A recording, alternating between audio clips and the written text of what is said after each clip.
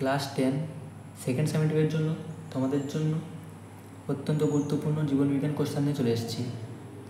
তোমরা একটু দয়া করে তোমাদের বন্ধুদের জন্য এটা শেয়ার করে দাও। তো চলো বেশি কথা না বলে শুরু করা যাক।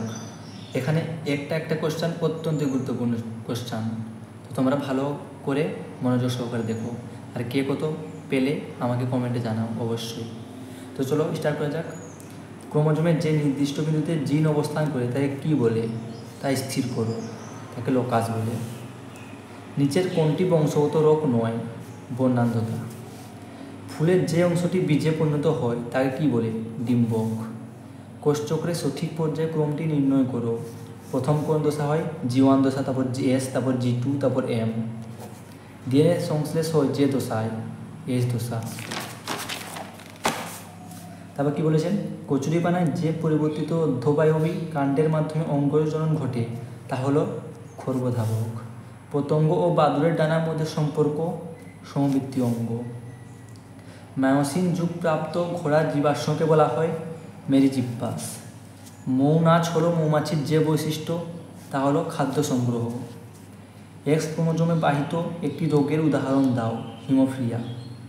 রক্তরঞ্জনের জন্য দায়ী ইউক্যারিওটিক ফ্যাক্টরটির নাম হচ্ছে ফ্যাক্টর 11, না ফ্যাক্টর 11 হচ্ছে ফ্যাক্টর 9।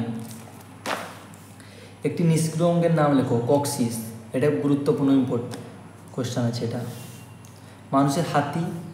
মানুষের হাত, পাখির ডানা কী ধরনের অঙ্গ? সমসংস্থ অঙ্গ। দুটি বায়ুপরাগী পুষ্পের উদাহরণ দাও। ধান ও গম। আধুনিক ঘোড়ার নাম কি? ইকুয়াস। এখানে হচ্ছে 2 মার্কের কোশ্চেন 5টা। তো চলো শুরু করা যাক। প্রচ্ছন্ন বৈশিষ্ট্য কি? বিশুদ্ধ জীব কি উদাহরণ দাও। এস দশার দুটি কাজ লেখো। সিস্টার ও নন সিস্টার ক্রোমাটিড কি? রুই মাছের অভিযোজন পটকার ভূমিকা। এখানে এইটা প্রচণ্ড গুরুত্বপূর্ণ, এটা গুরুত্বপূর্ণ, এটা গুরুত্বপূর্ণ, এই তিনটা প্রচুর গুরুত্বপূর্ণ। এখন 5 মার্কের 3টা থাকবে, অথবা দিয়েও থাকবে। আমার শুধু এই 3টাই কমন দিয়েছি, এদের মধ্যেই পড়ে যাবে 3টা। তোমরা করে নাও। থ্যালাসেমিয়া ও হিমোফিলিয়ার পার্থক্য। হিমোফিলিয়ার কারণ উল্লেখ করো। প্রোফেজ ও টেলোফেজের ক্ষেত্রে বিপরীতধর্মী পরিবর্তন ঘটে, উক্তিটি বিশ্লেষণ করো। আর একটা হচ্ছে G2 দশার কাজ লেখো। এখানে কোনোটাই, হ্যাঁ একটা দুটা পড়বে, শুধু একটাই 5, আর বেশিরভাগ না হলে পড়বে 2 + 3, 3 + 2 এমনি করে পড়বে। তো এটা 2 + 3 আছে, এটাও 2 + 3।